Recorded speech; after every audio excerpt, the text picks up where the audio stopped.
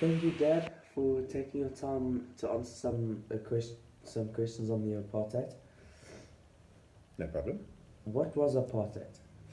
Okay, apartheid was a set of laws that were introduced to keep different race groups separate from each other, and for them to go and live in different areas to try and just keep them separate effectively. Who introduced it? Apartheid was introduced by the Nationalist Party government, which came to power in 1948, and in the pursuing years, they introduced all the rules of apartheid to try and keep people separate. What was problematic about apartheid? The problem with apartheid was that it legitimized a form of segregation in which the minority white South Africans were able to control the majority black South Africans. How did apartheid affect people's lives? It basically it messed up their whole life itself. They were forced to move out of their own areas where they were living. They had to go and move into a different area, an area that they weren't not known to them, and had to form to live in those different areas. Basically, uproot their homes. So it was a huge upheaval to them at the time it was introduced. And they also had to use different schools. They had different hospitals, and also all the public amenities. For example, the toilets. I used to go to public toilets and see whites only written on them. Or you go to the beach and it says whites only. The blacks had to have their own beaches, their own toilets. Everything was completely separate. How did they respond? Well, the blacks, they were very unhappy about it. They had a lot of leaders, like, for example, Nelson Mandela, who formed anti-apartheid groups that started fighting against it and started protesting against the apartheid regime and to try and bring an end to it. And that lasted for many years. And yeah.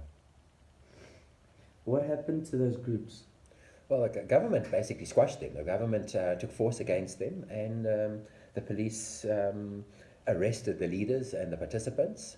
And particularly, like, for example, Nelson Mandela spent many years in prison because of his struggled to end apartheid. And because of this, violence erupted. And there was an ongoing struggle at the universities and everywhere to try and bring an end to apartheid. How did the National Party maintain its system of apartheid? It basically kept it in by introducing laws. There were the past laws. There were various rules and various laws to actually prevent the blacks from living in the white areas. They required blacks to actually work for the white businesses. I don't think blacks were even allowed to own businesses or many major organizations. And blacks were not allowed to vote, so there was no way to put a stop to the end of it. So only the whites could vote. Please explain one specific example of social injustice during apartheid. All right, the one big thing is that blacks had to be taught in Afrikaans.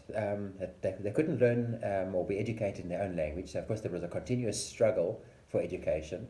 And they were basically the education was kept at low levels by just having to study in a language that they didn't really understand. So it was a continuous struggle on that basis. And in particular, on the 16th of June 1976, there was a huge Soweto uprising fighting against the education rules and so on. And in particular, in that uprising, a young boy, Hector Peterson, died on that particular day, and he's being remembered for that for many years since then. And now we actually celebrate Youth Day based on that. Please, how did the international community help bring an end to the apartheid?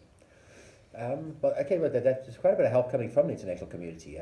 They basically imposed sanctions against South Africa. South Africa wasn't allowed to trade with many of the foreign countries. They actually put a lot of companies wouldn't trade with South Africa. And in fact, quite a number of companies like IBM and General Motors pulled out of South Africa at the time in protest against apartheid. And all that helped put pressure on the South African government to eventually come to an end, or end the apartheid regime. Why was the majority rule not achieved earlier than 1994?